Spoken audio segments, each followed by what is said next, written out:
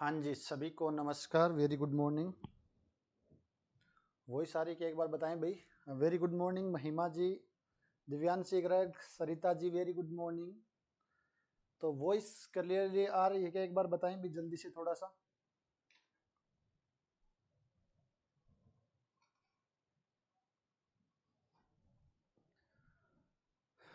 एक कमेंट करके बता दें कि वॉइस है वो प्रॉपर आ रही है क्या। Very good morning Deepika ji, very good morning. जल्दी से जुड़ जाएं भाई सभी साथी। ठीक है भाई, ठीक है, आ रही है तो चलो भाई। देखो भाई, आज हमारा नया टॉपिक स्टार्ट हो रहा है पीजी का, और ये कब खत्म होगा पता ही नहीं चलेगा। डिफरेंशियल ज्योमेट्री आपकी पीजी में आपने पढ़ा होगा एमएससी के दौरान। टॉपिक बहुत ही ज़्यादा आसान है और अपना सिलेबस है वो तो बहुत ही छोटा सा है। अगर मैं बात करूं सिलेबस की, तो सिलेबस 2 दिन की क्लास में कंप्लीट किया जा सकता है, मुझे लग रहा हो भी जाएगा। अगर हम बात तुलना करें असिस्टेंट प्रोफेसर से, तो असिस्टेंट प्रोफेसर में यहाँ से जो टॉपिक हम पढ़ेंगे अपने जो सिलेबस में है, वहां से मुश्किल से एक क्वेश्चन देखने को मिलेगा, अदरवाइज मिलता ही नहीं। बट दूसरी चीज यहाँ पर अगर हम देखें, इस बार भी एक क्वेश्चन पूछा गया है और इससे पहले भी शायद मुझे एक क्वेश्चन मिला था, जो क्वेश्चन आउट ऑफ सिलेबस है, यानी जो थ्योरी आपकी है ही नहीं, वहां से क्वेश्चन पूछा गया है। तो इसके लिए या तो हम ऐसा करें कि पूरी डिफरेंशियल ज्योमेट्री पढ़ लें, तो जो एक क्वेश्चन आता है यहाँ से जो आउट ऑफ सिलेबस आएगा, और एक यहाँ से आ सकता है। तो या तो हम ऐसा करें, उस एक क्वेश्चन के लिए पूरी डिफरेंशियल ज्योमेट्री पढ़ें, या हम ऐसे करें भी आउट ऑफ सिलेबस आ ही रहा है तो वो कोई नहीं पढ़ के जाएगा, तो अपन उसकी क्यों लोड लें ज्यादा। तो एक क्वेश्चन के लिए इतना सारा क्यों पढ़ें। इससे बेस्ट ये है कि जहां से ज्यादा क्वेश्चन आ रहे हैं, 8-10 क्वेश्चन आ रहे हैं, उस टॉपिक पर ज्यादा मेहनत कर लेंगे तो ज्यादा फायदेमंद रहेगा। तो इसलिए अपन जो अपने सिलेबस में है एक बार वही पढ़ेंगे। उसके अलावा मुझे लगा भी थोड़े बहुत और आ सकते हैं, तो मैं आपको इम्पोर्टेंट रिजल्ट के कुछ नोट्स है वो आपको प्रोवाइड करवा दूंगा, क्योंकि सारा कुछ पढ़ेंगे तो आप भी नहीं पढ़ पाओगे, क्योंकि थोड़ा सा लेंथी, थोड़ी सी लेंथी चीजें हैं, ज्यादा तो नहीं है, बट फिर दूसरा आपके सिलेबस में नहीं है, और बाई चांस हम पढ़ लें और क्वेश्चन ना आए तो वापस समस्या, इतनी मेहनत करें एक क्वेश्चन भी ना मिले। तो इसके लिए मैंने सोचा कि जो अपने सिलेबस में है वही पढ़ेंगे। डिफरेंशियल ज्योमेट्री है क्या चीज। पहली बात तो ये ज्योमेट्री का पार्ट ही है, बट जो हमने पढ़ी है ज्योमेट्री, चाहे 2D पढ़ी है या 3D ज्योमेट्री बीएससी वाली हो या 11th-12th वाली हो, उस ज्योमेट्री में जो हम चीजें विजुलाइज कर पाते थे वो यहाँ नहीं कर पाएंगे। ठीक है ना। तो एक थोड़ा सा आप ये सोचो भी वैसे ही विजुअलाइजेशन हो जाएगा, तो इसमें नहीं होगा, क्योंकि इसके अंदर कुछ है ही नहीं। आप देखोगे, मैं अभी सिलेबस डिस्कस करूंगा तो विजुलाइज करने वाला ऐसा कुछ है ही नहीं। अगर हम बात करें डिफरेंशियल ज्योमेट्री है क्या चीज, तो इसके अंदर ही लिखा हुआ सब कुछ, ये ज्योमेट्री का ही एक पार्ट है जिसको डिफरेंशियल कैलकुलस की हेल्प से पढ़ा जाता है। ज्योमेट्री, डिफरेंशियल, तो डिफरेंशियल कैलकुलस भी आपने पढ़ा है और ज्योमेट्री भी आपने पढ़ ली है, तो ये ज्योमेट्री का ही एक स्पेशल पार्ट है जिसको हम डिफरेंशियल कैलकुलस की हेल्प से पढ़ते हैं। ठीक है, बहुत ही छोटा सा टॉपिक है। अगर यहाँ से क्वेश्चन, यहाँ से 2 या 3 जगह से क्वेश्चन बन सकता है, और वो क्वेश्चन कहाँ से बनेगा तो मैं आपको बता दूं, अभी यहाँ से क्वेश्चन बनेगा, तो आप इस फॉर्मूले को ध्यान में रख ले। ठीक है ना। बट अपन डिटेल में चर्चा भी करेंगे क्या क्या चीजें हैं। तो सबसे पहले हम बात करते हैं सिलेबस की।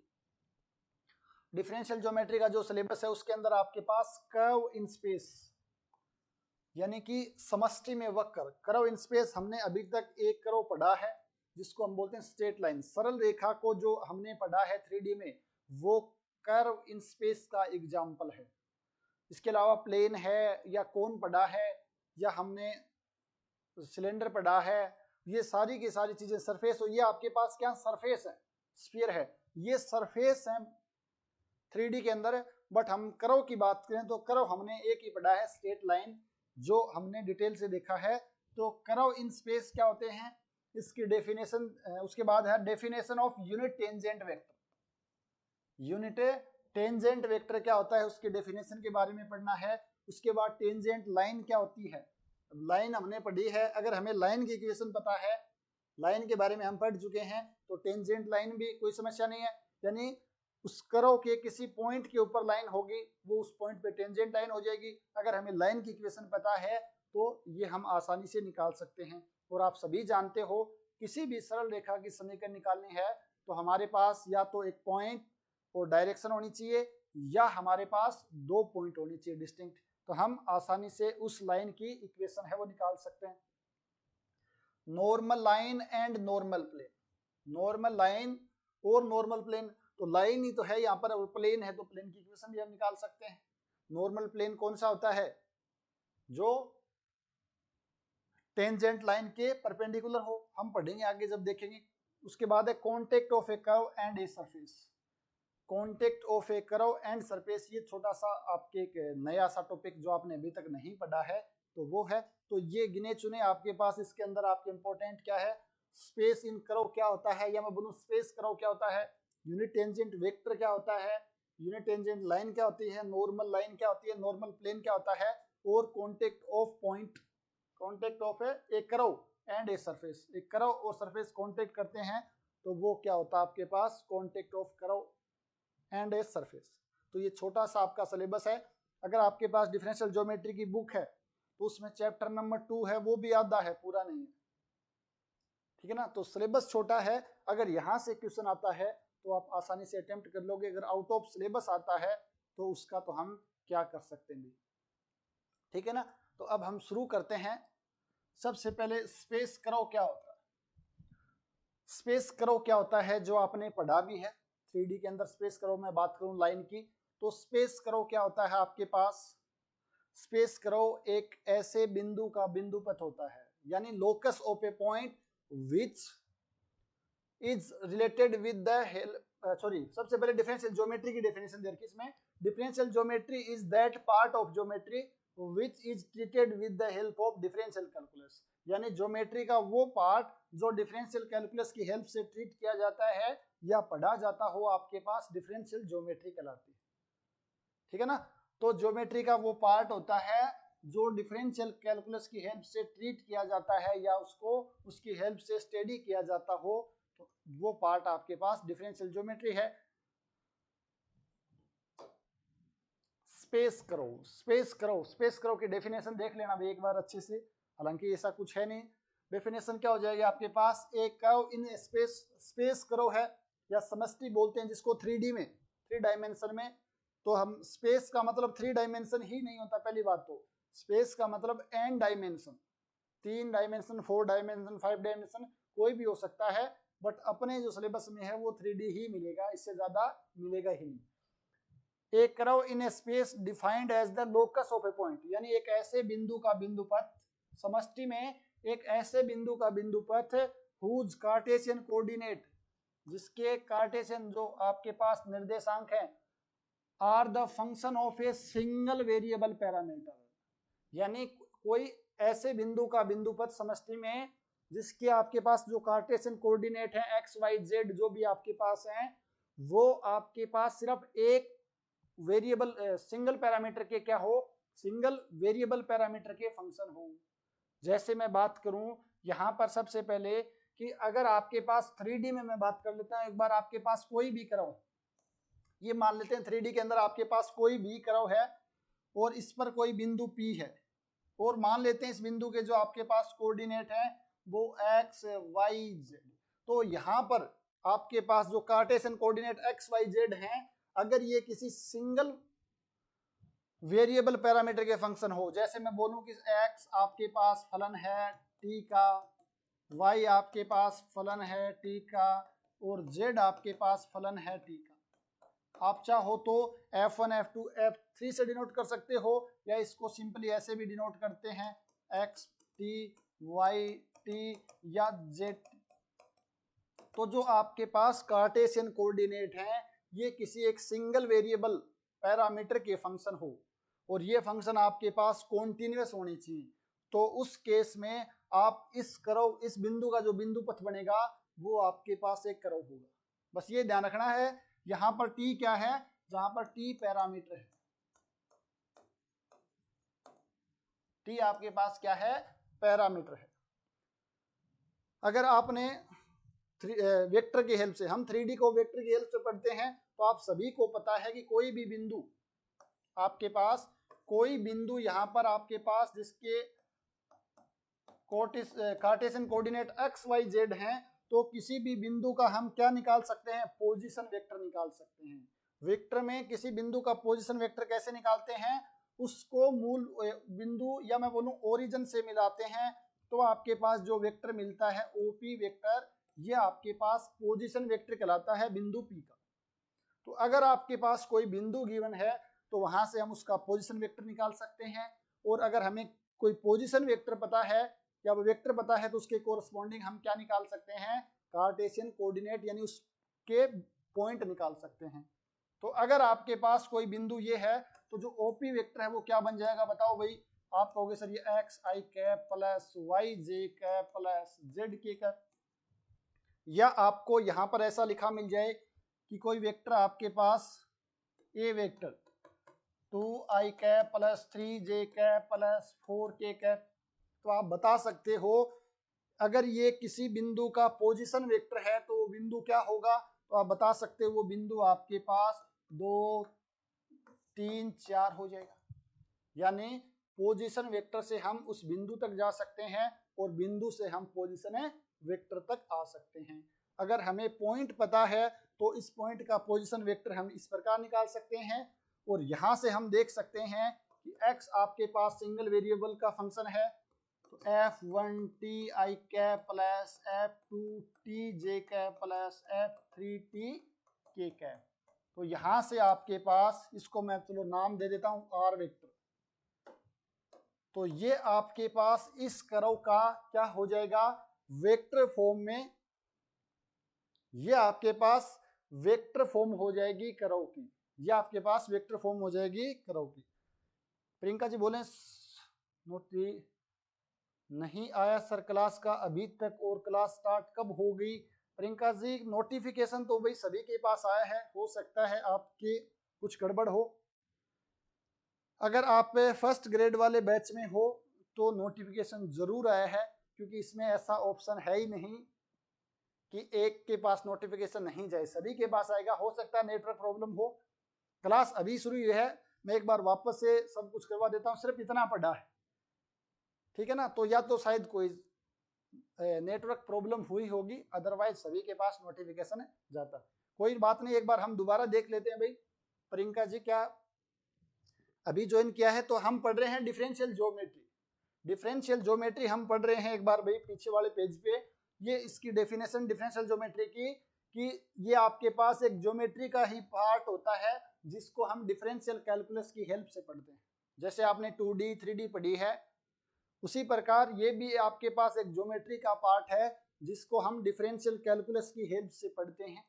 ये तो है डिफरेंशियल ज्योमेट्री की डेफिनेशन। अब हमने बात की हमारे जो सिलेबस है, आपका जो सिलेबस है इसके अंदर, तो ये सिलेबस है जो हमें पढ़ना है स्पेस कर्व के बारे में, टेंजेंट वेक्टर क्या होता है, टेंजेंट लाइन, नॉर्मल प्लेन, और contact of a curve and a surface, ये हमें पढ़ना है। तो सबसे पहला पॉइंट हम पढ़ रहे हैं स्पेस कर्व। तो स्पेस कर्व क्या होता है, पहली बात तो ये देख रहे हैं। तो स्पेस कर्व की डेफिनेशन है एक ऐसे बिंदु का बिंदु पथ जिसके कार्टेशियन कोऑर्डिनेट, या मैं बोलूं पोजीशन वेक्टर बोल सकते हैं, या कार्टेशियन कोऑर्डिनेट आपके पास function of a single variable parameter, आपके पास सिंगल वेरिएबल पैरामीटर के फंक्शन होते हैं। तो उस केस में उस बिंदु का जो बिंदु पथ हमें मिलेगा वो आपका क्या हो जाएगा, कर्व हो जाएगा इन स्पेस, यानी कि समष्टि में वक्र हो जाएगा। तो अगर यहाँ पर एक्स वाई जेड किसी सिंगल वेरिएबल पैरामीटर टी के फलन है, तो आपके पास इस बिंदु का जो बिंदु पथ बनेगा वो आपके पास क्या होगा, वो हमेशा ही आपके पास कर्व होगा। और अगर कोई बिंदु है तो उसके कोरस्पॉन्डिंग हम पोजीशन वेक्टर प्राप्त कर सकते हैं। तो ये आपके पास ओपी को अगर मैं आर वेक्टर बोल देता हूँ, जो पी का पोजीशन वेक्टर बताता है, तो यहाँ पर एक्स का मान, वाई का मान, जेड का मान रख देंगे, तो ये आपके पास उस कर्व की वेक्टर फॉर्म हो जाएगी, उस कर्व की वेक्टर फॉर्म हो जाएगी। एग्जाम्पल से समझते हैं। अभी तक हमने जो कर्व पढ़ा है, हमने 3D के अंदर जो लाइन पढ़ी है स्ट्रेट लाइन, वो आपके पास समष्टि में कर्व का एग्जाम्पल है। तो मुझे बताओ भी इक्वेशन ऑफ स्ट्रेट लाइन क्या होती है। आप कहोगे सर अगर सरल रेखा बिंदु x1 y1 z1 से गुजरती है तो x माइनस x1, अगर डायरेक्शन कोसाइन ABC हो तो y minus y one upon में b बराबर z माइनस z1 अपॉन में c। ये आपके पास 3D में कोई सरल रेखा की समीकरण है। और हम क्या करते हैं, यहाँ पर कोई भी जनरल पॉइंट या इसके पैरामेट्रिक फॉर्म निकालनी है तो हम इसको लेमडा के बराबर करते हैं, हम यहाँ पर t के बराबर कर देते हैं। यहाँ पर कोई भी लो, कोई फर्क नहीं पड़ेगा। तो यहाँ से आप x का मान निकालो, क्या आ जाएगा, आप देखोगे x का मान at प्लस x1 आ जाएगा। यहाँ से आपके पास y का मान आ जाएगा bt प्लस y1 और यहाँ से z का मान आ जाएगा ct प्लस z1। ये आपके पास t का फलन है। आप चाहो तो इसको xt लिखो या f1 लिख दो, कोई फर्क नहीं पड़ेगा। यह आपके पास yt हो जाएगा और यह आपके पास zt हो जाएगा, क्योंकि तीनों ही अलग अलग फलन हैं। तो जो 3D में जो हम स्ट्रेट लाइन पढ़ते हैं वो आपके पास एक एक कर्व का समीकरण है स्पेस में। क्यों? क्योंकि यहाँ पर आपके पास x y z जो कार्टेशियन कोऑर्डिनेट है किसी बिंदु के, वो सिंगल वेरिएबल पैरामीटर t के फंक्शन हैं। तो यहाँ से हम बोल सकते हैं कि 3D में स्ट्रेट लाइन है वो आपके पास एक स्पेस कर्व है या कर्व इन स्पेस है। तो यहाँ से आप देख सकते हो। अगर आपसे बोला जाए भाई इसकी वेक्टर फॉर्म क्या होती है, तो आप सभी ने लाइन की वेक्टर फॉर्म पढ़ी है। क्या होती है, आर वेक्टर बराबर A vector plus lambda time B lambda time D vector. ए आपके पास उस बिंदु का बिंदु पथ है, सॉरी उस बिंदु का पोजीशन वेक्टर है जहां से सरल रेखा गुजरती है, और डी आपके पास डायरेक्शन है यानी कि डायरेक्शन रेशियो है। तो यहां से अगर मैं इसको सिंप्लीफाई करके लिखूं, ये आपके पास x1 i cap plus y1 j cap plus z1 k cap है। और यहां से अगर मैं लिखूं, यहाँ पर लेमड़ा लेते हैं अपन, और आप कहो तो लेमड़ा की जगह मैं टी ले लूं। अगर आपको कोई आपत्ति ना हो तो मैं यहाँ पर टी ले सकता हूं। अगर मैं यहाँ पर टी ले लेता हूं और ये आपके पास A I cap plus B J cap plus C K cap, यहाँ पर जो बिंदु है मैंने x1 y1 z1 लिया है, और जो डायरेक्शन वेक्टर है वो A I cap plus B J cap plus C cap लिया है। यही तो इक्वेशन लिखते हो आप 3D में वेक्टर फॉर्म में। और इसको अगर आप देखोगे थोड़ा सा, तो मैं अगर यहाँ पर आई वाले एक साथ कर लूं तो x1 plus A T I cap plus यहाँ पर आपके पास y1 प्लस बी टी जे cap plus z1 plus C T के कैप। कुछ भी नहीं किया मैंने, यहाँ पर जो i वाले हैं उनको एक साथ कर लिया, j वालों को एक साथ कर लिया और k वालों को एक साथ कर लिया है। और अगर मैं इसको बोल दूं, या आपके पास x फलन है एक्स टी आई कैप प्लस वाई टी जे कैप प्लस जेड टी के कैप, तो ये आपके पास क्या हो जाएगा, वेक्टर फॉर्म में इस कर्व की इक्वेशन हो जाएगी। यहां पर भी हमने यही लिखा है, ये x y z, यहाँ पर f1t बोल दो या इसको xt बोल दो। x है तो ज्यादा अच्छा रहेगा, xt yt, तो बुक्स में कई बार ये लिख देते हैं और कई बार ये लिख देते हैं। आप चाहो तो कुछ भी लिखो। ये आपके पास t का फलन है, ये भी t का फलन है और ये भी t का फलन है। तो ये आपके पास रेखा जो स्पेस कर्व है उसकी वेक्टर फॉर्म में इक्वेशन है। यह आपके पास पैरामेट्रिक फॉर्म में इक्वेशन है, यह आपके पास पैरामेट्रिक, ठीक है ना, और यह आपके पास वेक्टर फॉर्म है। तो इसको हम आसानी से विजुलाइज कर सकते हैं क्योंकि हमने एक कर्व पढ़ लिया 3D में स्ट्रेट लाइन के बारे में। तो एक बार बताओ भाई, कोई समस्या हो क्या? तो कर्व की आपसे कोई परिभाषा पूछे तो क्या होगा, ऐसे समष्टि में, या मैं बोलूं 3D तो नहीं, समष्टि बोलो, स्पेस में एक ऐसे बिंदु का बिंदु पथ जिसके cartesian coordinate single variable parameter के क्या होने चाहिए, फलन होने चाहिए। और यहाँ पर ध्यान रखना भी, जहां पर भी ये फलन है एक्स वाई जेड, ये सारे के सारे फलन हैं, ये आपके पास कॉन्टिन्यूअस फंक्शन होते हैं, real valued continuous function, real valued continuous फलन होने हैं जरूरी। ऐसा नहीं कि एक्स टी आपके पास, जैसे आपके पास वो टी आपके पास, यहाँ पर जो भी पीछे हमने पढ़ा है, यहाँ पर जो भी टी है वो आपके पास किसी न किसी ए से बी आपके पास रेंज दी होगी, उसी के अंदर लाई करेगा। अगर मैं रेंज दे दूं आपको, यहाँ पर टी है वो 0 से 2 के बीच में बिलोंग कर रहा है, तो यहाँ पर एक्स टी का मान 1/t - 1 नहीं हो सकता। क्यों? क्योंकि t का मान यहाँ से 1 हो सकता है और जैसे ही 1 लेंगे तो इनफाइनाइट हो जाएगा, यानी 1 पे डिफाइन नहीं है तो 1 पे कॉन्टिन्यूस भी नहीं होगा। तो ये आपको ध्यान रखना है, ठीक है ना। तो ये छोटी सी चीजें आपको इसकी डेफिनेशन पता होनी चाहिए। अब कर्व हैं वो दो टाइप के होते हैं आपके पास, एक तो बोलते हैं प्लेन कर्व और दूसरा आपके पास आता है स्क्यू कर्व, या एक तो नाम है इसका स्क्यू कर्व और दूसरा इसका नाम आता है आपके पास ट्विस्टेड कर्व। एक दो नाम और भी हैं, टोर्टस कर्व ऐसा कुछ है, तो आपको थोड़ा सा ये ध्यान रखना। प्लेन कर्व कैसे होते हैं? ऐसे कर्व जो पूरे के पूरे किसी एक प्लेन पर लाई कर जाए। ऐसे कर्व जो आपके पास किसी एक प्लेन पर ही लाई कर जाएं तो वो कर्व आपके पास प्लेन कर्व कहलाते हैं। ऐसे कर्व जो एक ही समतल में स्थित हो आपके पास प्लेन कर्व कहलाते हैं। जैसे आपने पढ़ा होगा कॉनिक सेक्शन, कॉनिक सेक्शन। इससे पहले मैं चलो एक चीज और बता देता हूं। कर्व की परिभाषा एक तो हमने ये देखी, दूसरी आप देखो सरफेस आपने पढ़ा। तो कोई भी दो सरफेस जब एक दूसरे को इंटरसेक्ट करते हैं, सरफेस आपने पढ़े हैं, तो कोई भी दो सरफेस जब एक दूसरे को इंटरसेक्ट करते हो तो वहां से भी हमें क्या मिलते हैं? एक कर्व मिलता है। जैसे हमने देखा दो समतल जब एक दूसरे को प्रतिच्छेद करते हैं, इंटरसेक्ट करते हैं, तो वहां से हमें क्या मिलती है? एक सरल रेखा मिलती है। सरफेस का इंटरसेक्शन मैं लिख देता हूं यहां पर थोड़ा सा, surface intersection of surface, intersection of surface.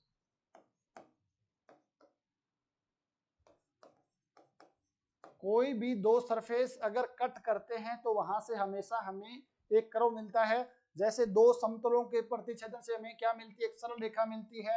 ये आपके पास कोई एक प्लेन है, ये आपके पास कोई दूसरा समतल है, तो ये जो आपको मिली है ये सरल रेखा है।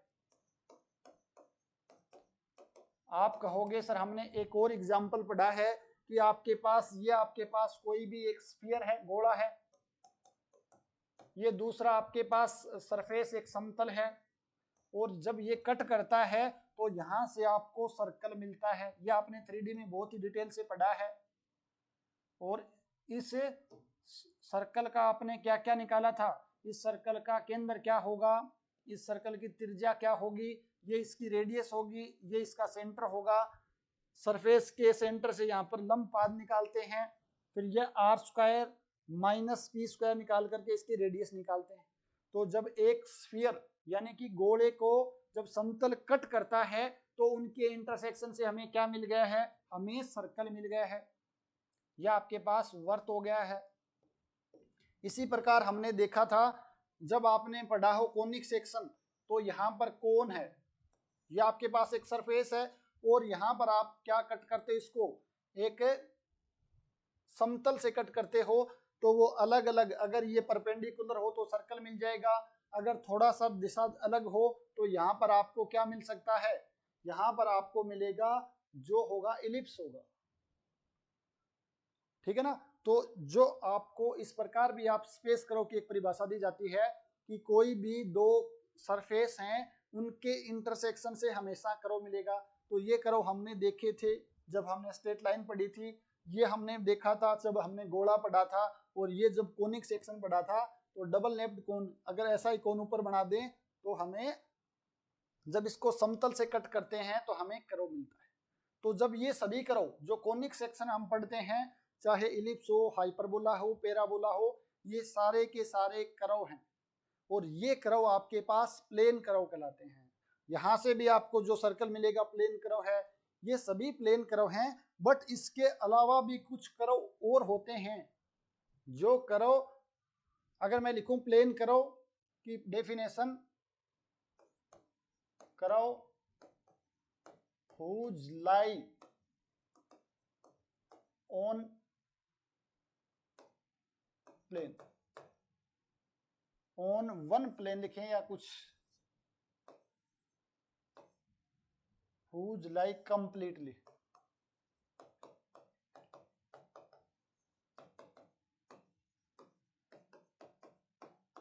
आप एक बार डेफिनेशन सही से बुक में देख लेना। बट प्लेन कर्व कौन से होते हैं मैं समझा देता हूँ। ऐसे कर्व जो पूरे के पूरे एक ही समतल में लाई कर जाए, एक ही समतल में लाई कर जाते हैं, तो उस कर्व को हम बोलते हैं प्लेन कर्व। बट कुछ कर्व ऐसे भी हैं जो एक समतल पर लाई नहीं करते हैं। आपके दिमाग में कोई उदाहरण है क्या ऐसा? ऐसा कर्व है क्या आपके दिमाग में जो पूरा एक समतल पर स्थित ना हो? तो वो आपके पास कहलाते हैं स्क्यू कर्व या ट्विस्टेड कर्व। तो बताओ कौन सा एग्जाम्पल आपके दिमाग में है? एग्जाम्पल यहां से तो मैं लिख सकता हूं कॉनिक सेक्शन। एक एग्जाम्पल अगर आपने एमएससी में डिफरेंशियल ज्योमेट्री पढ़ी है तो उस कर्व का जिक्र आपने सुना होगा, विच नॉट प्लेन। जो प्लेन कर्व नहीं है वो दूसरे जो भी बच गए वो आपके पास आ जाएंगे ट्विस्टेड कर्व या स्क्यू कर्व, यानी ऐसे कर्व जो एक प्लेन में लाई नहीं करते हैं। तो आपने भी एक एग्जाम्पल सभी ने नाम सुना होगा हेलिक्स का। हेलिक्स कैसा दिखता है? जो अगर आपको बचपन में याद हो तो अपने पास एक पेन आता था जिसको अपन ऐसे करके ऐसे करते थे तो वो निब निकल जाती थी और वापस दबा देते तो ऊपर आ जाती थी। उसके अंदर वो जंजीर आती थी ना, जंजीर, वो जंजीर आपके पास एग्जाम्पल है हेलिक्स का। या मैं बात करूं जो स्पाइरल वाली आपके पास बुक आती है तो ये कर्व आपके पास ऐसा बनता है, स्प्रिंग टाइप का। तो ये कर्व है। आप इस कर्व को एक प्लेन में रख ही नहीं सकते हो, इसको कोई भी प्लेन ले लो आप उस पूरे प्लेन में नहीं आएगा। तो इस टाइप का कर्व है, इसको हम बोलते हैं हेलिक्स। तो ये कर्व आपके पास ट्विस्टेड कर्व या स्क्यू कर्व कहलाता है। ठीक है ना? तो ये आपके इसका थोड़ा बहुत डेफिनेशन तो नहीं, इसकी जो वेक्टर इक्वेशन क्या होती है वो देख लेंगे या पैरामीट्रिक इक्वेशन क्या होती है। हालांकि इसका जब डिफरेंशियल ज्योमेट्री हम आगे वाला पार्ट पढ़ते हैं तो वहां पर काफी अच्छे इक्वेशन बनते हैं, बट अपने सिलेबस में ज्यादा इसका है नहीं हेलिक्स का। बट आपको पता होना चाहिए, एग्जाम्पल पूछ सकता है helix is the example of a curve, space curve ना sorry skew curve, plane curve या बोथ या नन ऑफ दीज, ऐसा कुछ पूछ सकता है। तो आपको पता होना चाहिए हेलिक्स है वो आपके पास स्क्यू कर्व या ट्विस्टेड कर्व का एग्जाम्पल है। कोनिक सेक्शन है वो सभी के सभी प्लेन कर्व होते हैं। तो ये थोड़ा सा आपको ध्यान रखना है। तो यहाँ तक कोई समस्या तो बताओ भाई प्लेन की परिभाषा। फिर हमने देखा कि दो सरफेस के इंटरसेक्शन से भी हमेशा प्लेन मिलता है। उसके बाद प्लेन जो आपके पास कर्व है, मैंने प्लेन बोल दिया क्या, उसके सरफेस के इंटरसेक्शन से भी हमें कर्व मिलते हैं। और कर्व दो प्रकार के होते हैं, प्लेन कर्व और स्क्यू कर्व। अब आगे बढ़ते हैं। तो नेक्स्ट हमारे पास जो आता है पैरामेट्रिक रिप्रेजेंटेशन, जो अभी हमने किया। स्पेस कर्व है उसको पैरामेट्रिक रिप्रेजेंटेशन किस प्रकार करते हैं? देखो, if the coordinate of a point on A space curve be represented by the equation of following form. हमें पता है कि कोई भी कर्व है अगर स्पेस में तो उसका जो डेफिनेशन होती है, या मैं बोलूं उसके जो कोऑर्डिनेट हैं, कार्टेशियन कोऑर्डिनेट, उनको हम सिंगल वेरिएबल पैरामीटर में रिप्रेजेंट कर सकते हैं। तो वही बात ये बोल रहा है कि अगर आपके पास किसी स्पेस कर्व में किसी पॉइंट के कोऑर्डिनेट इस इक्वेशन की फॉर्म में आप रिप्रेजेंट कर सको तो वो स्पेस कर्व होगा। और जहां पर f1 f2 f3 are real valued continuous function, ये ध्यान रखना नहीं, रियल वैल्यूड कॉन्टिन्यूअस फंक्शन होंगे a single real variable t, कोई भी वेरिएबल्स होगा एक ही होगा सिंगल टी। और जहां पर टी का मान है वो ए से बी, या ऐसे बोलूं t belongs to a to b, यानी कोई ना कोई आपको रेंज गिवन होगी, उसी के अंदर हमें चेक करना है वो कॉन्टिन्यूअस है और आपके पास रियल वैल्यूड फंक्शन होना चाहिए। ठीक है, कोई समस्या नहीं है? दीपिका खिचड़ बोले सर यहाँ तक कोई प्रॉब्लम नहीं है। तो ये किसी भी कर्व का आपके पास क्या आ जाएगा, रिप्रेजेंटेशन ऑफ पैरामेट्रिक रिप्रेजेंटेशन हो जाएगा। यानी यहाँ पर x भी आपके पास t का फलन है, y भी सिंगल वेरिएबल t का फलन है, और z भी आपके पास सिंगल वेरिएबल t का फलन है, जो हमने पहले भी देख लिया है। ठीक है, यहाँ से क्वेश्चन नहीं बनेगा, क्वेश्चन बनेगा वहां पर हम देखेंगे, बट हमें थोड़ी सी चीजें समझनी जरूरी। नेक्स्ट आपके पास we can represent a space curve in two. दो तरीके से हम किसी कर्व को रिप्रेजेंट कर सकते हैं। फर्स्ट आपके पास इंटरसेक्शन ऑफ टू सरफेस, जो मैंने अभी बताया आपको कि दो सरफेस जब एक दूसरे को इंटरसेक्ट करते हैं तो वहां पर हमेशा एक स्पेस कर्व मिलता है। तो आपके पास ये कोई भी एक सरफेस की इक्वेशन है, f1 xyz बराबर 0, या आपके पास कोई दूसरा सरफेस है, then these equation together represent of a curve intersection of above surface. हमें पता है कि अगर आपके पास ये f1 कोई एक सरफेस है, ये आपके पास f2 कोई दूसरा सरफेस है, तो ये दोनों एक साथ अगर आपसे पूछा जाए किसको रिप्रेजेंट कर रहे हैं, तो ये आपके पास स्पेस कर्व का एग्जांपल है, या आपके पास स्पेस कर्व है, या मैं इसको बोलूं कर्व इन स्पेस। एग्जाम्पल के लिए आपने पढ़ा होगा कि जो हम लिखते हैं एक गोले की समीकरण क्या होती है, गोले की समीकरण x square plus y square plus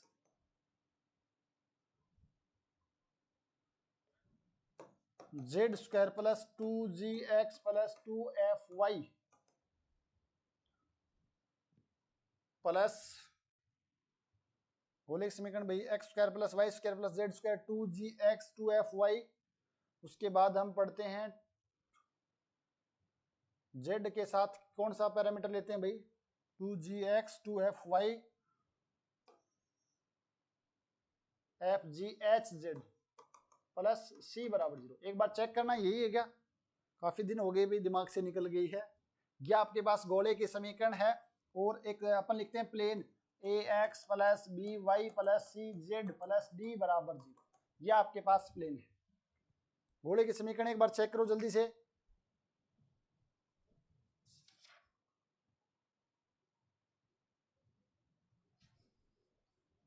गोले की समीकरण यही होती है क्या, स्फीयर। चलो एक बार इसको, नहीं है मेरे तो दिमाग से निकल गई है, एक बार सीधा लिख देते हैं। यहाँ पर कोई भी एक कर्व है एफ एक्स वाई जेड बराबर 0, यह आपके पास बोल देते हैं गोला है, और यह आपके पास समतल है। तो ये एक साथ किसको रिप्रेजेंट करते हैं, दोनों अगर एक साथ लिखे हुए हैं तो आपके पास किसको बताता है, ये सर्कल को बताता है। हमने काफी डिटेल से चर्चा की थी कि ये एक साथ आपके पास एक गोले को बताता है। सही थी सर, कोई बात नहीं, चलो मुझे लग रहा था उसमें कुछ, जो भी है ये गोला है आपके पास, ये आपके पास समतल है। अगर ये एक साथ लिखे हुए हैं तो किसको बताते हैं, ये आपके पास एक साथ लिखे हुए हैं तो एक सर्कल यानी कि वर्त को बताते हैं, और वर्त आपके पास प्लेन कर्व का एग्जाम्पल है। ठीक है ना, तो ये आपको थोड़ा सा ध्यान रखना है कि एक तो हम किसी कर्व को दर्शा सकते हैं इंटरसेक्शन ऑफ टू सरफेस, और दूसरा आपके पास है vector representation of a surface, vector form में। अगर कोई बिंदु गिवन है तो उसका पोजीशन वेक्टर निकाल सकते हैं, R be the position vector of a point A, या आपके पास कोई पॉइंट ए है जिसका निर्देशांक एक्स वाई जेड है, ये अगर आपके पास कोई भी एक ओरिजिन है इसका, तो ये वेक्टर आपके पास आर वेक्टर है। तो आपके पास आर वेक्टर क्या आ जाएगा, एक्स आई cap plus y j cap plus z j cap. X आपके पास सिंगल वेरिएबल टी का फलन है, वाई भी सिंगल वेरिएबल टी का फलन है, और जेड भी आपके पास सिंगल वेरिएबल टी का फलन हो, तो आप इसको ऐसे लिख सकते हो, इसको आप चाहो तो ऐसे लिख दो, एक्स टी आई कैप प्लस वाई टी जे cap plus z t k. यह आपके पास वेक्टर फॉर्म के अंदर स्पेस कर्व की डेफिनेशन है, या चाहो तो आप ऐसे भी लिख सकते हो f1t f2t f3t। क्या है, आर आपके पास पोजीशन वो वेक्टर है किसी पॉइंट ए का ऑन द स्पेस कर्व, ये स्पेस कर्व के ऊपर किसी बिंदु के आपके पास क्या पोजीशन वेक्टर है, हुज कार्टेशियन कोऑर्डिनेट भी x y z, cartesian coordinate x y z है, तो हम इसको ऐसे लिख सकते हैं, आर को एक्स आई cap plus y j cap plus z j cap, जहां पर x y z single variable parameter t के फलन है। आप इसको ऐसे लिखो या ऐसे लिखो, कोई फर्क नहीं पड़ेगा। तो किसी कर्व को हमें पैरामेट्रिक फॉर्म तो हम जानते हैं, फिर उसके बाद हमें कैसे कैसे मिलता है कर्व, या तो आप उसको वेक्टर फॉर्म में देख सकते हो, या आप उसको दो सरफेस के इंटरसेक्शन से आपको कर्व मिलता है। तो यहां तक एक बार बताओ भी, स्पेस कर्व के बारे में किसी को कोई समस्या हो तो किस किस प्रकार हम रिप्रेजेंट कर सकते हैं और कैसे कैसे कर सकते हैं। यहां से मेन जो हमारा टॉपिक है वो शुरू होता है।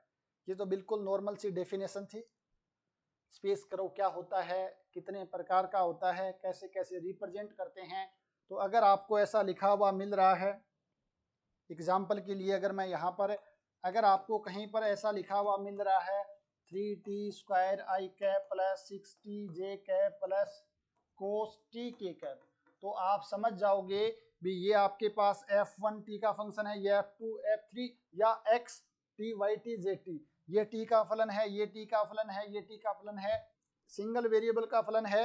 तो ये आपके पास स्पेस में किसी कर्व की इक्वेशन है, किसी कर्व की वेक्टर फॉर्म में इक्वेशन है, या उसको वेक्टर फॉर्म में रिप्रेजेंट कर रहा है। ठीक है, यहां तक कोई समस्या नहीं है। अब जो एग्जैक्टली जो क्वेश्चन आते हैं आपके स्टार्ट होते हैं वो यहां से होते हैं। जो आपके पास मेन क्वेश्चन है वो यहां से बनेंगे, unit tangent vector of a curve. आपसे इस प्रकार का कर्व दे दिया जाएगा और आपसे पूछेगा किसी पॉइंट t बराबर 1, t बराबर π/2 या किसी point per unit tangent vector है वो क्या होगा। तो ये आपसे क्वेश्चन बनता पहला यहां से। तो क्या आपसे पूछा गया है, unit tangent vector of a curve. अगर आपके पास ये कोई भी कर्व है, इस पॉइंट पर आपसे पूछ लिया जाएगा यूनिट टेंजेंट वेक्टर क्या होगा, जिसको हम टी कैप से डिनोट करते हैं। ठीक है ना, बिंदु P per unit tangent vector क्या होगा, ये आपके पास फर्स्ट क्वेश्चन यहां से बनता है। तो क्या परिभाषा हो जाएगी, देखो अगर आपके पास r बराबर RT एक पैरामेट्रिक इक्वेशन है कर्व की, एंड ए आपके पास कोई भी पॉइंट है कर्व के ऊपर on it whose position vector, एक जो आपके पास P पॉइंट है x y z, इसका पोजीशन वेक्टर अगर ये आपके पास ओरिजिन O है तो ये आपके पास पोजीशन वेक्टर आपके पास r वेक्टर है, then unit tangent vector at A, यानी हमें किसी बिंदु पर यूनिट टेंजेंट वेक्टर पूछेगा तो हमें सबसे पहले उस कर्व की इक्वेशन लिखी होगी, r बराबर RT आपके पास एक कर्व की इक्वेशन है। दूसरी चीज आपको मिलेगा उस कर्व के ऊपर कोई एक पॉइंट A जिसका पोजीशन वेक्टर हम आसानी से निकाल सकते हैं, अगर पॉइंट गिवन है तो उसका पोजीशन वेक्टर हम निकाल सकते हैं, वो r है। Then unit tangent vector at A is denoted by, जिसको डिनोट करते हैं t कैप से और इसको डिफाइन करते हैं dr/ds बराबर r डैश। ये आपके पास कोई भी कर्व है तो r का अगर हमें s के सापेक्ष डेरिवेटिव करते हैं, r का अगर हमें s के सापेक्ष डेरिवेटिव करते हैं तो उस केस में हमें जो भी मिलेगा वो आपके पास यूनिट टेंजेंट वेक्टर होगा और इसको डिनोट करते हैं r डैश। आपके पास आगे चीज आएंगे, एक तो r डैश लिखा हुआ मिलेगा आपको कहीं पर और कहीं पर आपको r डॉट लिखा हुआ मिलेगा। तो डैश का मतलब है r का आपको s के सापेक्ष डेरिवेटिव करना है और जहां पर डॉट लिखा हुआ मिले वहां पर हमें t के सापेक्ष क्या करना है, उसका डेरिवेटिव करना है। यहां पर अपने पास दो पैरामीटर चलते हैं, यहाँ पर एक तो s आ जाएगा, एक आपके पास t आ जाएगा। तो जहां पर डैश लिखा हुआ मिले कहीं पर भी तो वहां पर समझना है कि s के सापेक्ष डेरिवेटिव करना है और जहां पर डॉट लगा हुआ मिले वहां पर समझना है आपको t के सापेक्ष डेरिवेटिव करना है। तो अगर आपसे यूनिट टेंजेंट वेक्टर पूछ रहा तो t कैप है, t कैप को किस प्रकार लिखते हैं dr/ds, और s के सापेक्ष है तो r डैश लिख देंगे। तो ये यूनिट टेंजेंट वेक्टर की परिभाषा हो गई। यदि आपके पास r x i cap plus y j cap plus z k cap हो, अगर p का कोऑर्डिनेट ये है तो आपको r ऐसा ही मिलेगा। यहां से आपको t कैप निकालना है तो क्या करना है, इसका सिंपल s के सापेक्ष क्या कर देना है, डेरिवेटिव कर देना है। तो ये आपके पास क्या आ जाएगा, ये यूनिट टेंजेंट वेक्टर आ जाएगा एट पॉइंट A लिखा इसने तो हम भी यहाँ पर इसको A लिख देते हैं। बिंदु A per unit tangent vector है वो आपको इसकी हेल्प से निकाल सकते हैं। क्या करना है, r का s के सापेक्ष सिंपल डेरिवेटिव करना है। r का s के सापेक्ष सिंपल डेरिवेटिव करोगे तो आपके पास क्या मिल जाएगा, ये आपके पास यूनिट टेंजेंट वेक्टर मिल जाएगा। ठीक है, कोई समस्या नहीं यहां तक। नेक्स्ट, अगर आपके पास t कैप क्या हो जाए यूनिट टेंजेंट वेक्टर, अगर क्या ये होता ही है यूनिट टेंजेंट वेक्टर है t कैप, तो t कैप का मॉडुलस कितना होगा, 1 हो जाएगा। अगर t कैप का मॉडुलस 1 है तो यहां से मैं एक चीज लिख सकता हूं क्या कि t कैप के मॉडुलस का स्क्वायर भी तो 1 हो जाएगा। यूनिट टेंजेंट वेक्टर है, यूनिट वेक्टर हो गया, इसका मतलब क्या, इसका मॉडुलस 1 होगा और इसका स्क्वायर करूंगा तो भी 1 होगा। और हमारे पास टी कैप क्या था बताओ भाई, टी कैप हमने लिखा था D R upon D S, जो आया था डी आर डी एक्स आई cap plus D R D Y plus D R D Z, ये जे कैप है और ये के कैप, डी एस सॉरी ये आपके पास आया था d x D s i cap plus D Y D s j cap plus D Z D s की। बट हमने तो देखा है कि एक्स वाई और जेड हैं वो तो टी के फलन है, एक्स वाई जेड टी के फलन है। तो अगर हमें D R upon D S निकालना है तो हम कैसे लिखते हैं, चैन रूल का अप्लाई करते हैं कि अगर आपके पास वाई एफ एक्स का फलन है और एक्स आपके पास टी का फलन है, तो अगर आपसे पूछे डी वाई डी टी तो आप कैसे निकालते हो, पहले y का आप x के सापेक्ष करते हो, फिर x का आप t के सापेक्ष करते हो, ऐसे ही तो करते हैं ना चैन रूल अप्लाई करके। तो यहां पर भी हम इसको D R upon D S को अगर पूछा है तो हम ऐसे निकालेंगे D x upon D T और फिर t का करेंगे s के सापेक्ष। इसी प्रकार अगर हमें पूछा है s के सापेक्ष तो डी वाई वाई टी का फलन है और t आपके पास s का फलन है plus D Z D T और यह आपके पास आ जाएगा डी टी डी एस, ये k कैप आ जाएगा, ये j कैप आ जाएगा और ये आपके पास i कैप। यहां से आप देखो तो आपके पास क्या हो जाएगा भाई,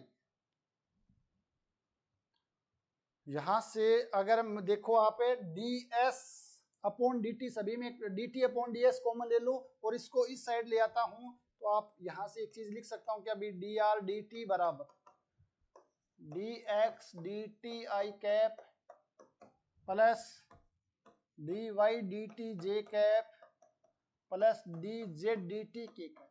मैंने क्या किया, यहाँ सभी से D T D S common लिया, इसको इस साइड भेज दिया, डी एस से डी एस कैंसिल हो जाएगा, D R upon D T आ जाएगा, डी आर अपॉन में डी टी आ जाएगा। और यहां से आप देखो तो मैंने क्या कहा था, जब आर का टी के सापेक्ष डेरिवेटिव करते हैं तो वहां से आपको आर डॉट मिलता है, ये आपको आर डॉट मिलेगा, दिस इज इक्वल्स टू आपके पास ये एक्स डॉट आ जाएगा I cap Y dot J cap plus Z Y dot Z dot के कैप हो जाएगा और ये आपके पास क्या है डी आर डी टी। तो ये आपको ध्यान रखना है कि अगर आपके पास D R unit tangent vector आपके पास टी कैप आपके पास क्या था आर डैश था और हम जानते हैं कि ये आपके पास यूनिट टेंजेंट वेक्टर है तो इसका मॉडुलस 1 होगा और स्क्वायर करेंगे तो भी आपके पास 1 आ जाएगा। तो ये आपके पास क्या था, सॉरी ये आपके पास टी वेक्टर है और यहां से हम आर डैश वेक्टर इस प्रकार निकाल सकते हैं, टी स्क्वायर का यहां पर आवश्यकता भी ज्यादा हमें नहीं पड़ेगी। एक सेकंड भी, एक सेकंड, हाँ कोई समस्या नहीं है। तो यहां से आपके पास आर डैश कितना हो गया है, r dot x dot i cap plus y dot J cap plus z dot के कैप हो गया है। सही है, कोई समस्या यहां तक, यहां तक है, कोई प्रॉब्लम हो तो आप बताओ भी एक बार। एक तो हम ऐसे देख सकते हैं या फिर आप चाहो तो इसको बुक में कर रखा है दूसरे तरीके से, तो मैं वो भी बता देता हूं उसमें कैसे क्या उसने डायरेक्ट किया है। रूल तो हालांकि यही है, उसने यहाँ पर आपको डायरेक्ट क्या किया है, बुक की बात बताऊं तो सबसे पहले डेरिवेटिव कर दिया है। तो ये आप नहीं सही है भाई, एक सेकंड सही है, सही।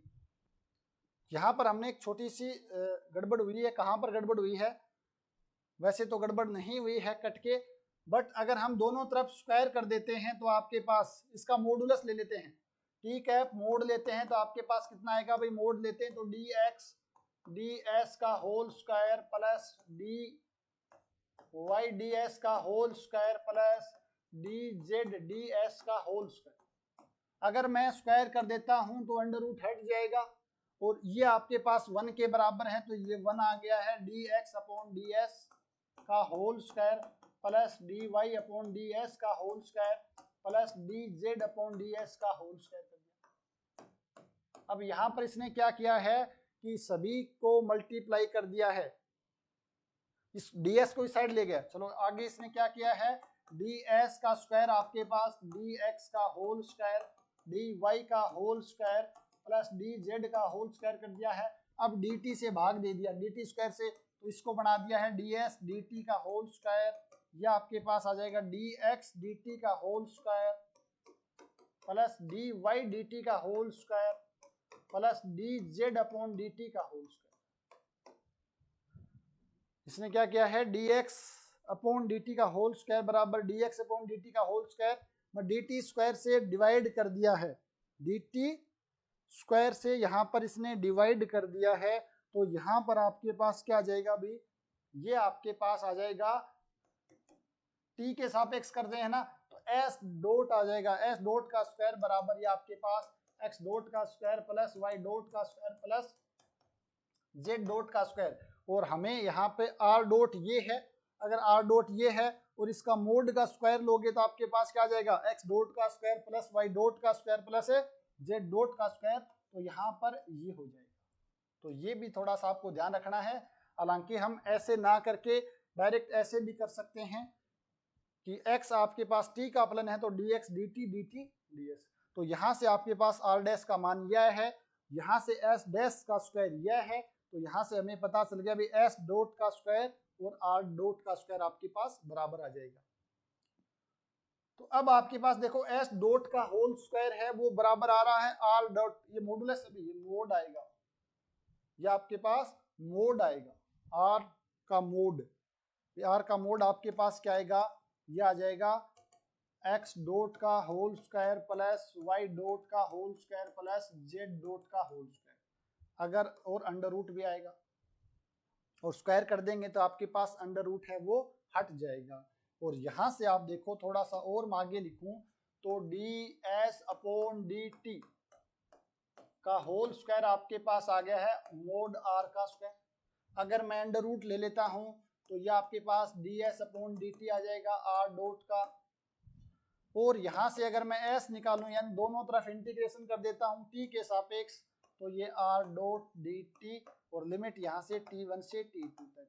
और ये आपके पास एक इंपॉर्टेंट चीज आई है जो बताता है s क्या है आपके पास, ये कोई भी कर्व है, ये अगर मैं यहाँ पर बिंदु देता हूं a से b, ये इस कर्व की क्या है, s बताता है आर्क लेंथ।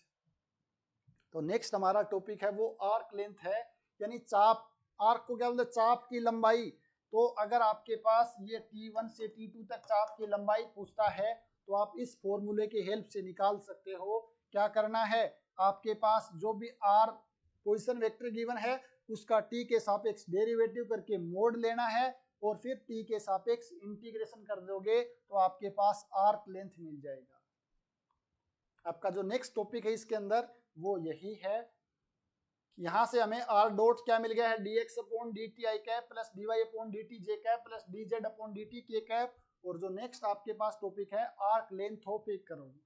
अगर आपके पास कोई कर्व गिवन है, माना r बराबर rt, आपके पास कोई भी एक स्पेस कर्व है, तो अगर आपसे पूछे लेंथ ऑफ, क्या बोलूं, आर्क लेंथ कर्व, तो क्या आ जाएगी आपके पास arc length of a curve, आपके पास आ जाएगी s बराबर मोड r डॉट का मोड और dt, यहाँ पर आपके पास t1 से t2 इसकी लिमिट आ जाएगी, जो हमने पीछे डेरिवेशन करके देख लिया है किस प्रकार आती है।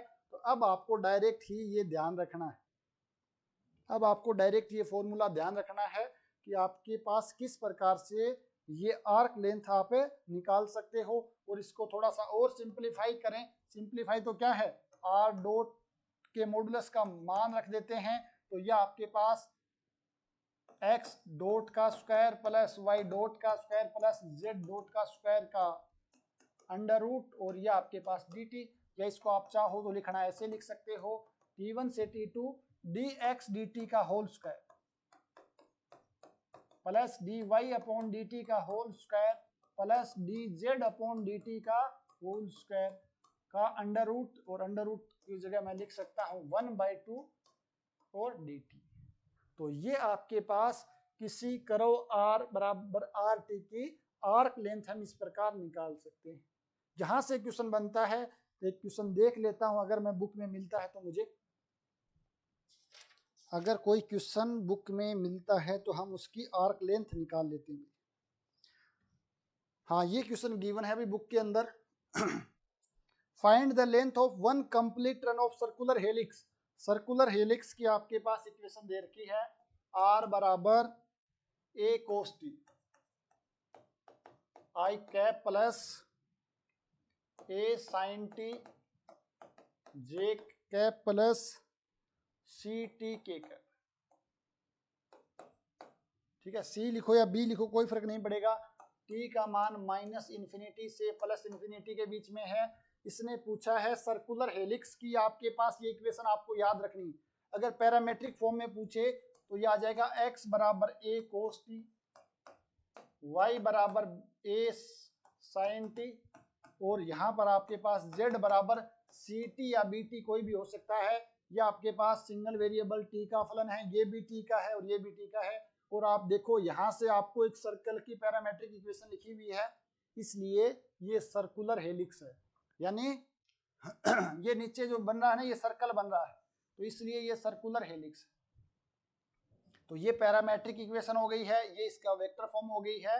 इसने बोला है कि वन कंप्लीट टर्न के अंदर आपके पास इसकी आर्क लेंथ क्या होगी। तो ध्यान रखना, एक कंप्लीट टर्न है वो तब होगा जब t का मान t नोट से लेकर के t नोट प्लस 2 पाई तक जाए। t का मान जब t नोट से t नोट प्लस 2 पाई के बीच में हो तो एक कंप्लीट रन है वो हो जाएगा। तो इसकी बताओ भी आर्क लेंथ क्या होगी। ये आपका सेकंड एग्जांपल है बुक का। यहां से आपको निकालना है s का मान। s का मान आपके पास क्या हो जाएगा भाई, r डॉट का मोड, t का मान t नोट आ जाएगा और ये आपके पास t नोट प्लस 2 पाई आ जाएगा, t1 t2 और dt। यहां से क्या करना है, x का t के सापेक्ष डेरिवेटिव बताओ भाई। आप कहोगे सर इसका तो a माइनस साइन टी का होल स्क्वायर प्लस ये आ जाएगा a कोस टी का होल स्क्वायर प्लस ये आ जाएगा c का स्क्वायर।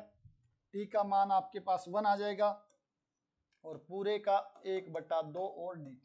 ये t नोट से t नोट प्लस 2 पाई आ जाएगा। क्या किया हमने इसका x का जो भी है इसका t के सापेक्ष डेरिवेटिव करके स्क्वायर किया है, इसका भी डेरिवेटिव करके स्क्वायर किया है, इसका डेरिवेटिव करके स्क्वायर किया है। तो यह आपके पास r डॉट का मॉडुलस ले लिया है।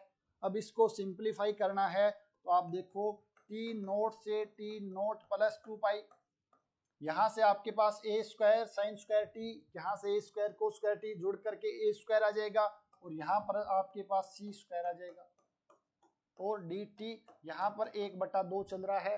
तो मैं इसको लिख सकता हूँ क्या, root a square plus c square, बाहर निकाल सकते हैं क्योंकि कांस्टेंट है। अब हमें क्या करना है, इसका इंटीग्रेशन करना है। तो इंटीग्रेशन 1 का इंटीग्रेशन t, और जैसे लिमिट पुट करेंगे तो यहाँ पर कितना आ जाएगा, 2 पाई आ जाएगा अभी। तो ये 2 पाई अंडर रूट में a square plus c square. तो इस सर्कुलर हेलिक्स की एक टर्न के अंदर आपसे पूछिए लेंथ कितनी होगी, आर्क लेंथ, तो वो आपके पास ये होगी।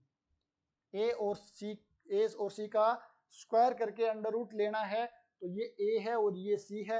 अगर आपको यहाँ पर ए और सी का मान दे दे तो ए स्क्वायर प्लस सी स्क्वायर का अंडर रूट और साथ में 2 पाई से मल्टीप्लाई करना है।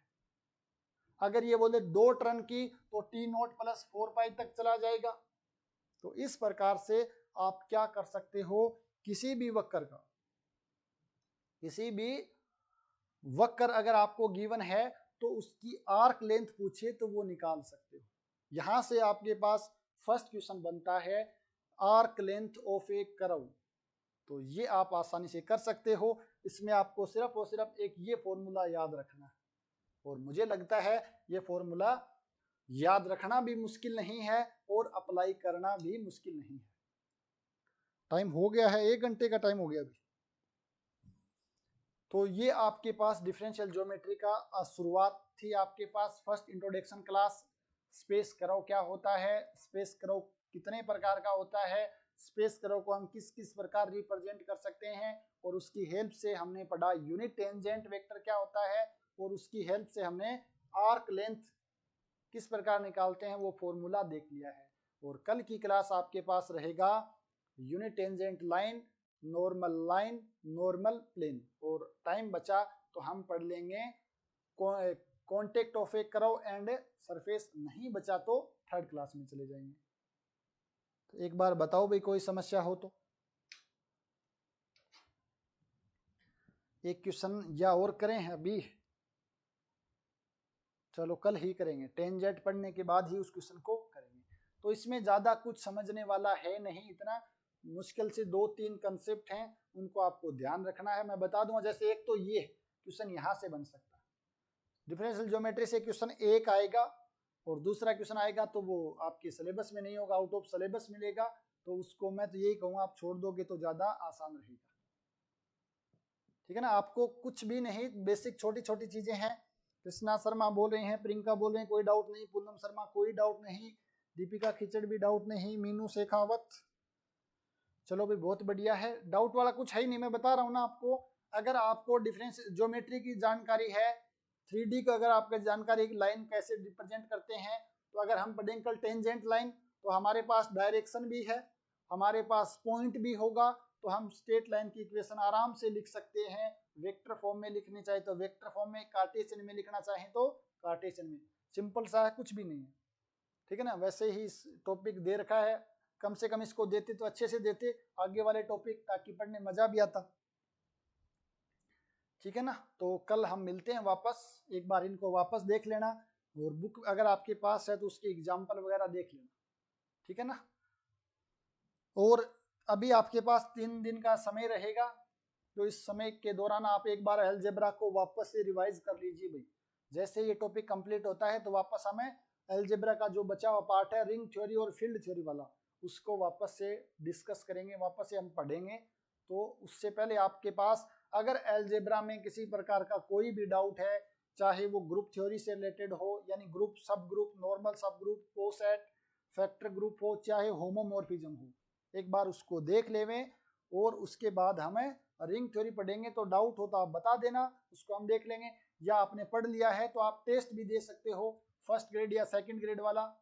फर्स्ट ग्रेड में ही शायद है, सेकंड ग्रेड में तो अभी अपलोड नहीं हुआ ग्रुप थ्योरी वाला। तो वो टेस्ट दोगे तब आपको वापस पता चलेगा भाई हाँ कहाँ पर समस्या है। तो टेस्ट भाई रेगुलर दो आप, टेस्ट से ही आपको पता चलेगा कि जो टॉपिक आपने पढ़ा है उसमें क्या चीजें आपको पढ़नी चाहिए थी और क्या आपने अभी तक नहीं पढ़ा है। तो टेस्ट आप रेगुलर देते रहिए। चलो तो फिर मिलते हैं कल।